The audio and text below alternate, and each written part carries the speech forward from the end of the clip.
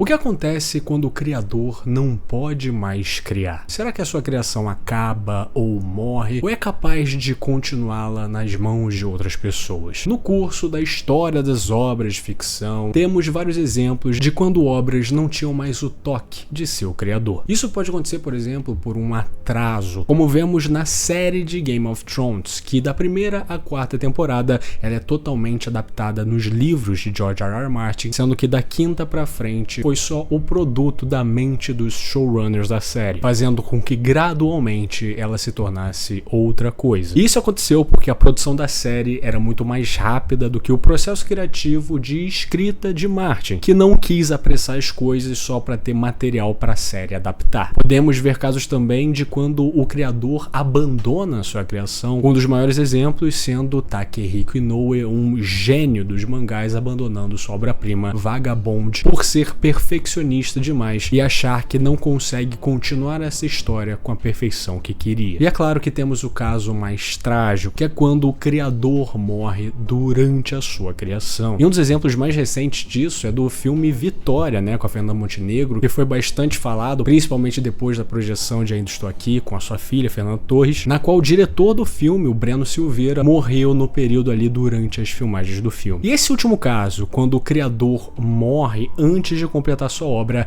ela se intensifica muito mais quando é, por exemplo, o diretor de uma série que se estende por muito tempo, porque agora não é só um filme, uma experiência ali por volta de 2 horas, agora são horas e horas de conteúdo com o universo sendo construído nessas horas. E infelizmente é isso que aconteceu com um dos maiores mangás da história, Berserk, feito pelo gênio Kentaro Miura. Uma situação trágica que colocou em xeque o futuro de uma obra tão adorada e tão amada. E hoje iremos falar sobre isso e principalmente a situação atual que o mangá de Berserk se encontra, porque mesmo que seu criador tenha morrido, a obra passou para as mãos de outras pessoas que decidiram continuar com esse legado. E é claro que isso gerou muito burburinho. Será que não era melhor ter deixado como estava? Será que essas pessoas vão conseguir finalizar essa história do jeito que o Miura queria? E só pra você saber, em um determinado momento desse vídeo eu vou falar spoilers, mas esse vídeo não terá spoilers, então quando for a hora eu vou avisar, então fique tranquilo. Para começar, eu acho importante a gente conhecer um pouquinho do cérebro por trás de Berserk, Kentaro Miura, um dos mangakas mais respeitados e louvados da história. E o que é um mangaka? Um mangaka nada mais é do que o autor de um mangá, sendo que o que isso faz ele ser diferente do que, por exemplo, um autor ou algo do tipo? O charme do mangaka está nele ser várias coisas em uma só pessoa. Ele não é só um ilustrador, ele não é só um roteirista,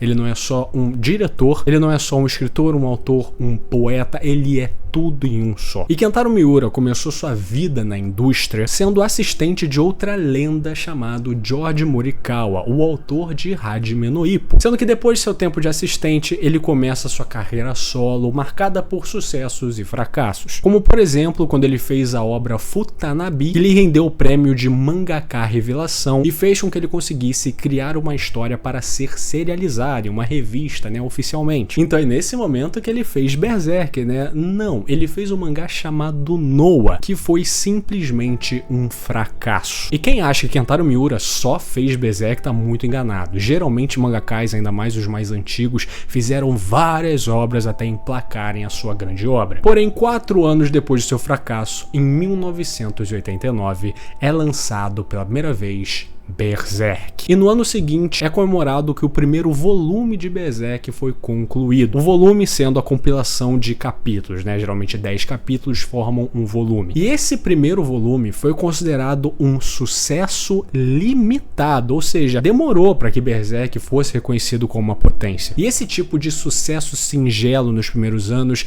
era algo bem comum em seinen, em mangás voltados para adultos. Mas com o tempo Berserk começou a ganhar atração, as pessoas começaram a ver o quão boa era essa obra e o quão impecável era a escrita de Miura, fazendo com que a obra se expandisse, tivessem videogames e, é claro, o famoso anime de 97, que muita gente fala muito bem e tem uma estética bem legal, mas eu digo aqui, esse anime é bem ruim por simplesmente excluir partes importantíssimas da história, como por exemplo, nesse anime não existe o Skull Knight, um dos personagens mais importantes da história de Berserk, pra gente gente entender toda a lore desse mundo. Mas de qualquer maneira, em 2002, Kentaro Miura ganha um prêmio de grande relevância, o Prêmio Cultural Osamu Tezuka, uma premiação feita para premiar mangakas e suas obras, e Osamu Tezuka, para quem não conhece, é considerado no Japão o deus do mangá. Ele fez diversas obras, mas a sua mais conhecida foi Astro Boy, e simplesmente ele é considerado o maior pioneiro nesse mundo. Para obras até mesmo antigas, como Dragon Ball e Hakusho, conseguirem ter andado é porque Osamu Tezuka pavimentou o caminho para todo mundo. E nesse ano específico de 2002, Kentaro Miura ganha o prêmio de excelência por Berserk, e ele só não ganhou o maior prêmio, o grande prêmio da premiação, porque ficou com outro cara, um Zé Ninguém chamado Takehiko Inoue, pela obra Vagabond. Esse ano foi coisinha pouca. Então, com o passar do tempo, nos anos 2000 e 2010,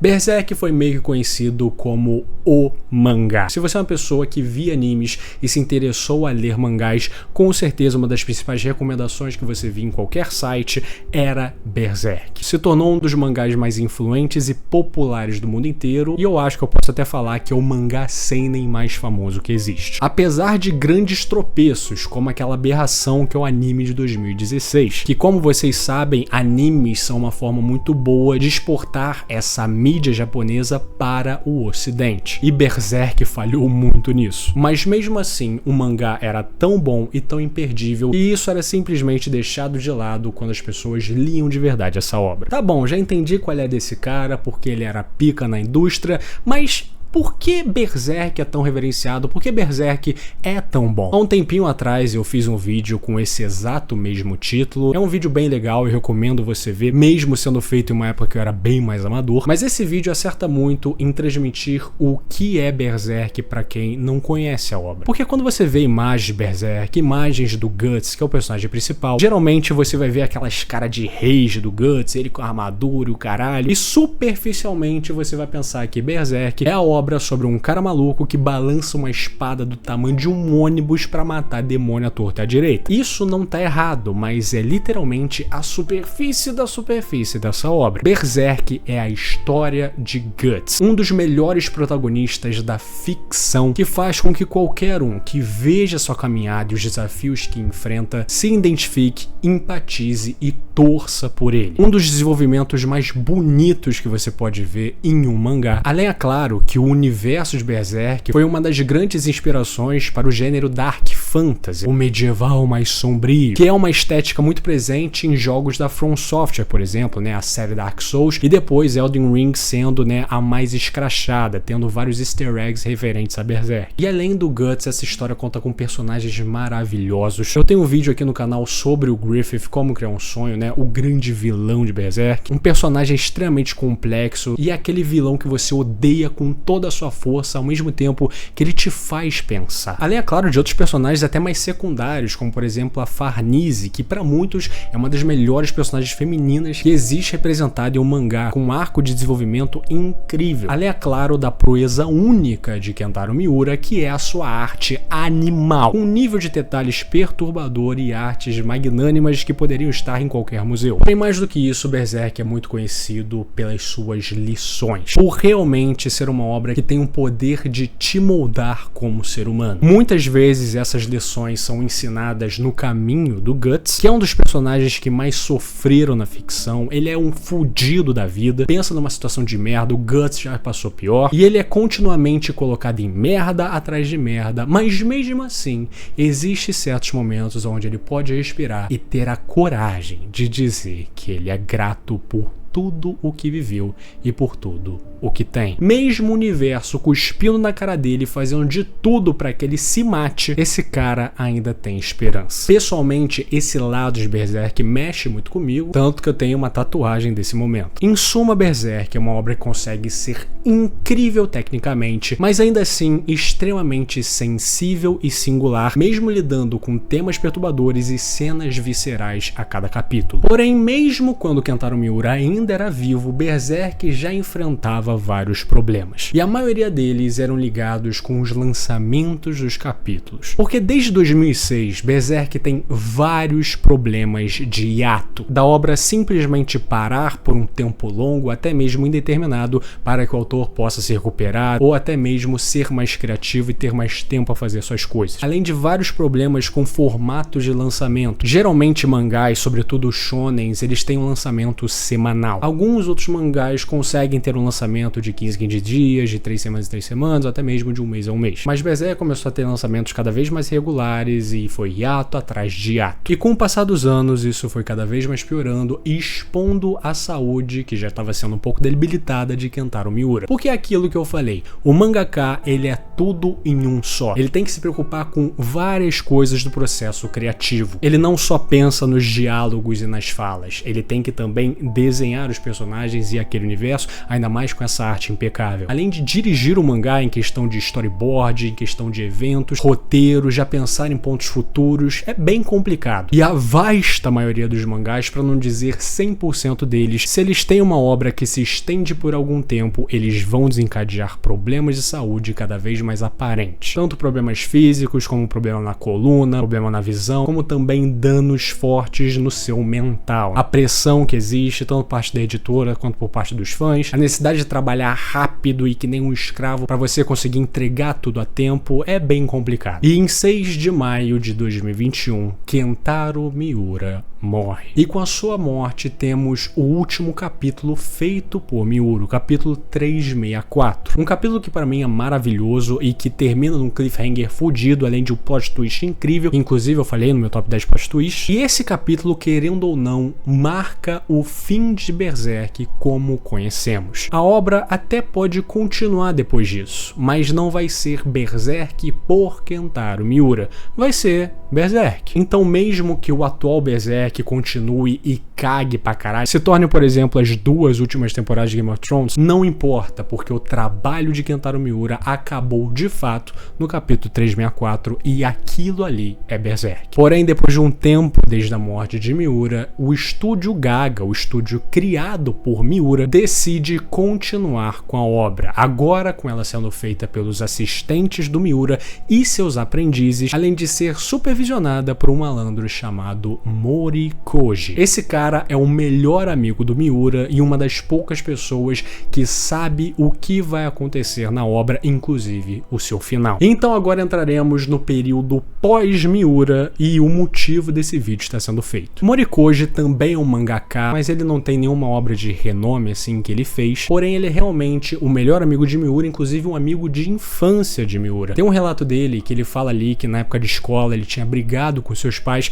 e fugido de casa. E a família do Miura falou, cara, vem aqui com a gente, pode ficar aqui até as coisas se acalmarem e tal. Então eles têm esse laço de amizade desde a infância, foram crescendo juntos, sendo amigos pra caralho. Isso já é um ponto positivo, porque falando de um amigo assim, ele não vai estar nessa de continuar com Berserk por dinheiro, por fama. Ele realmente se importa com a obra de seu melhor amigo e quer continuá-la como um prosseguimento de legado. Mas mesmo assim, quando foi lançado o capítulo 365 e depois disso, é óbvio que ele foi alvo de inúmeras críticas, porque agora todo mundo estava procurando pelo em ovo, já que todo mundo sabia que esses capítulos não eram mais feitos pelo gênio por trás da obra, sendo uma das críticas mais recorrentes a arte ter piorado. E uau, não me diga, hein? Nossa, quem imaginaria que agora o autor que estava desenhando essa porra até agora, ele agora morreu e agora a arte é diferente. Nossa, quem imaginaria? Esse era o ponto que mais iria sofrer críticas, porque todo mundo iria conseguir comparar as artes e apontar todos os erros,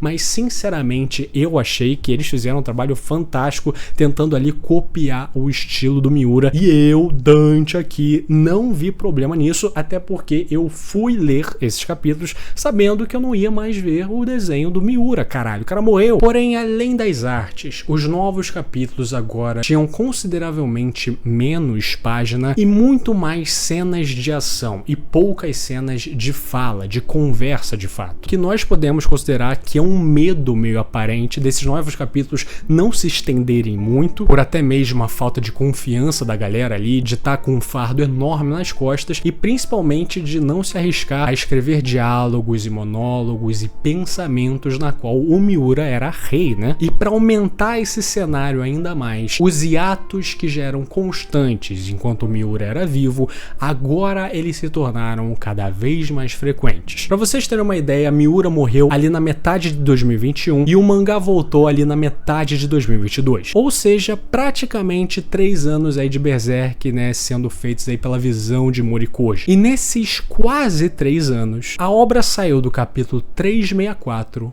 para o capítulo 380. Em quase 3 anos, só tivemos 16 capítulos de Berserk. Isso seria um número meio entendível se o Miura ainda estivesse vivo, mas estivesse com vários problemas de saúde e tivesse que trabalhar de maneira lenta, sendo que os caras assumiram o mangá e obviamente eu não vou esperar que Berserk tenha um lançamento semanal, até porque estamos falando de pessoas muito envolvidas com Miura que querem honrar a obra e não querem lançar nada de maneira apressada. Porém, 16 capítulos em quase 3 anos é um pouco esquisito. Todos esses pontos que eu já falei fez que as pessoas tivessem a impressão de que agora a história tá bem mais lenta, no sentido de que parece que ela não caminha para lugar nenhum, ao mesmo tempo que bem menos corajosa. Como eu disse, as pessoas que estão tocando esse barco atualmente estão literalmente pisando em ovos a todo momento. Elas querem fazer o máximo para que a memória de Miura não seja desonrada e a sua obra não fique uma merda depois de sua morte. Sendo que Berserk é conhecida por ser uma obra extremamente corajosa, bizarramente ousada. Se a gente pegar o arco mais famoso, a própria Era Dourada, aquilo ali é um absurdo, é uma completa subversão do que o mangá, mesmo seinen, pode apresentar. E eu nem preciso ir tão longe, nos primeiros capítulos de Berserk já tem cenas bem grotescas e bastante desafiadoras. Porém, um ponto que mais me pega pessoalmente é que Kentaro Miura tinha um formato meio claro de contar a sua história, onde vimos uma trama na qual o personagem principal, o Guts, se fudia de verde e amarelo em todos os sentidos. Ele se fudia, era escoteado, vai tomar no cu, seu merda do caralho. Porém, de maneira traumática, isso tudo acabava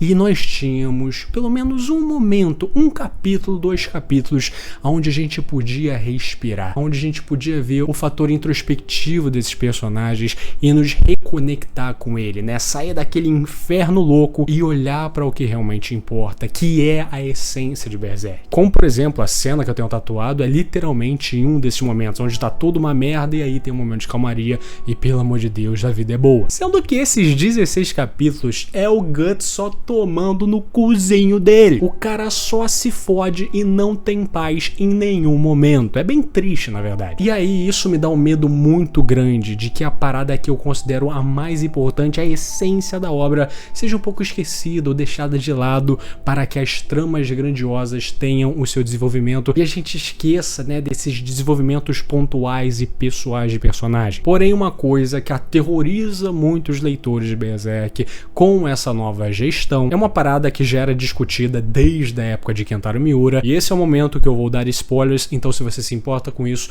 pule para essa minutagem aqui, ok? Guts, o nosso protagonista amado, é literalmente só um cara. Ele tem uma força sobre-humana e uma resistência anormal, com certeza. Mas ele é alguém que não tem o poder para enfrentar um literal deus. Griffith no Eclipse ascende como o Fento, né? Um dos membros da Mão de Deus, e existe a grande promessa de que Guts vai conseguir se vingar por aquele dia, mas ainda não temos pistas concretas ou até mesmo um rumo de como ele vai conseguir fazer isso, considerando que ele não vai ter que só lidar com o Fento, como também os outros membros da Mão de Deus. Em suma, como Guts vai ter o poder para isso? Teorias mais aceitas é que para o Guts ter o poder de enfrentar esses caras, ele tem que se tornar o próximo Skull Knight, ter um poder semelhante a ele ou ele ganhar um buff fudido na armadura de Berserk. E temos que lembrar também que Guts, né, tem o famoso berrelite azul, um berrelite maiorzão que a gente não sabe para que serve, mas eu acho que vai ajudar nesse processo dele derrotar o Fento. Sendo que o que isso tem a ver com a gestão de Morikoshi? É que o arco atual, o arco fantasia, Guts e a sua galera vão para a Ilha dos Elfos, uma ilha dele extremamente mágica, onde parecia que lá iriam ter várias respostas para várias coisas, inclusive o mistério do Skull Knight e talvez como o Guts vai ter o poder para derrotar os caras. Sendo que nos capítulos que acontece depois que o Griffith aparece, feito pela nova gestão, feito por Morikoji e a galera, a Ilha dos Elfos é completamente destruída, obrigando todo mundo a fugir de lá. Isso fez com que muitas pessoas duvidassem o quanto o Morikoji e a galera sabem de fato o que está planejado para Berserk. Será que Miura falou para Koji tudo, literalmente tudo que ia acontecer com a obra e o seu final? Ou ele contou só o final, mas não o caminho até esse final acontecer? São muitas perguntas que fazem o futuro de Berserk ser bem nebuloso. Porém, recentemente, Morikoji, o supervisor desse novo Berserk, fez um pronunciamento bem interessante comemorando o lançamento do volume 42, e essa declaração foi a grande musa inspiradora para esse vídeo. Depois que eu li isso, eu falei, tá na hora de fazer um vídeo sobre isso. Na declaração, Mori escreveu: muito obrigado por pegar Berserk volume 42. Daqui em diante será Berserk sem Miura. Naturalmente será imperfeito. Tenho certeza de que alguns terão dificuldade em aceitar isso. Eu mesmo sinto o mesmo. Como mangaka e fã, ninguém é mais admirador de Miura do que eu. Mas como alguém que foi seu amigo mais próximo, não posso simplesmente ignorar a história que ele estava tentando concluir. Peço que me perdoem por isso. O diretor também destacou que tanto os editores quanto toda a equipe do Estúdio Gaga estão se esforçando ao máximo para honrar o legado de Berserk, seu criador. Cada volume publicado a partir de agora será a personificação desse sentimento. A todos que amam Berserk, espero que seus pensamentos estejam sempre conosco. Ficaria muito feliz se vocês nos apoiassem até o fim. Meu sincero agradecimento a todos que fazem parte de Berserk e a todos que amam essa obra. Eu achei essa declaração extremamente pé no chão e bem correta, com bastante humildade e não dando falsas esperanças para os fãs. Porém, o discurso dele também me mostrou que esse cara ele tem confiança no que ele tá fazendo. E a gente pode interpretar, né, que esse volume 42, que é o volume feito sem o Miura, foi um período de transição que eles estavam entendendo como realizar essa obra sem o cara por trás daquilo. E sendo sincero, os últimos capítulos de Berserk foram bem bons, o que me leva a crer que depois dessa declaração, daqui os próximos volumes e capítulos, Morikoji e a galera do Gaga vão ter a confiança de criar a história sob os moldes dele, respeitando a história e desenvolvimento do Miura, e era isso que eu queria. Sendo sincero, é muito injusto com o Morikoji e a rapaziada esperar o mesmo nível técnico e a mesma beleza dos capítulos que a gente viu. Inclusive, esperar isso é até desrespeitoso com o Miura, né? Não é qualquer um que consegue replicar o que aquele cara fazia. E a situação atual de Berserk acho que mostra muito bem isso, né? O quanto o Miura era foda. Ao mesmo tempo que se provou impossível replicar o que esse cara faz do jeito que fazia, ainda assim os personagens e o universo são tão bons e bem feitos que até em um momento conturbado a obra se mantém. E essa declaração me deu esperanças de que Morikoji agora vai ter mais coragem de impor ali a sua visão e deixar a galera que trabalhou com Miura por anos a realmente trabalhar e não tentar só copiar o que o cara tava fazendo. Porque para continuar uma obra dessa, amigo, você tem que ter personalidade. No fim do dia, Berserk é uma das obras mais importantes da cultura pop. Tecnicamente impecável e influencia inúmeras gerações. Como, por exemplo, de 20 jovens, você vai ver pelo menos um deles com a porra da marca da maldição, e esse dado eu não tirei de nenhum lugar. Mas como eu disse, Kentaro Miura é um gênio, seu legado se estende, e Berserk, como nós conhecemos, acabou com ele. Então, se você é uma pessoa que não quer ver essa história sendo contada pelas mãos de outras pessoas, você tem um total direito de fazer isso e considerar que o capítulo 364 é o capítulo que marca esse final. E é melhor você ter essa postura do que continuar lendo Berserk esperando a mesma coisa que Kentaro Miura entregava. Porque agora Berserk é de Morikoji e dos ex-assistentes e aprendizes do Miura. E ela pode ser ruim ao mesmo tempo que pode ser boa, talvez até mesmo superar a obra de Miura. Mas de qualquer maneira, isso de forma alguma vai apagar o legado e história de Kentaro Miura e o que ele fez com esse mangá. E como fãs, a única coisa que a gente pode fazer é esperar e ter a esperança de que essa essa obra tenha um final honroso, consiga, né, fazer o final que Miura idealizava de uma forma que não machucaria a sua obra-prima. E na minha singela opinião, como um grande fã de Vagabond, eu não sei como eu ficaria se outra obra transcendental como essa ficasse abandonada. Se existe um meio dela continuar e ter um final, mesmo que isso demore 10 anos para acontecer, eu topo. Se você chegou até aqui, meu muito obrigado. Lembre-se sempre, curta, comenta, compartilhe e se inscreva no canal, isso me ajuda demais. Se você tiver pelo seu lado, dê uma hypada para me ajudar. Um agradecimento especial para Guilherme Paiva, Alisson Rodrigues, Atuza Molini, Guaxinim Gamer, Brusan Arela, Rian Charles, Bururu, O Gugas, Guilherme Xavier, Arroz Cadele, Vanil Silva, Retroblade, Bigode Orei, Maria, Gustavo Ondes, Matheus Santos, meu nome é Jorge, João Pedro, João Oben, Vinícius Lopes, Pedro Junqueira, Pedro Corredora PL, Rafa Branco Júnior, Gabriel Franco, João Vitor, Volknar, minha esposa gostosa, Ana Correia, Ticumia, Paulo Vitor, Abroba, Rian Benedito, Hipnos 11, Ibura, Davi Martins, Carlos Moreira, TH Júnior, Indialogável, Togers, Fábio Luiz, Victor Moser, Gian, Daniel Montanha, Guilherme Xavier, Gustin, Gelkworth, Lobinho, Gabriel Zardo, Frost, Chimboca Xota, Sark, Vinícius Flores, Goiaba 2202, Igor Viana, Wev, Giovanni Vaz, Guilherme Cruz, Jonas Fagundes, Gabi, Matheus Siqueiro, Pedro Rodrigues, Senhor Perereco, Killer, Matheus Sarraf, Feceu, Senhor Suíça, Gabriel Fraga, MZ Guido, Fiat Pô todo fudido e entrou o sabonete no buraco do biru. Eles são os membros do canal, muitíssimo obrigado pelo seu apoio, vocês são fodas demais. E se você quiser ser que nesses paladinos do inferno de Dante, considere ser um membro também. É uma coquinha e uma cervejinha que você deixa de beber no mês, então assim, se tiver sobrando sua carteira, por favor, considere. Tchau, tchau!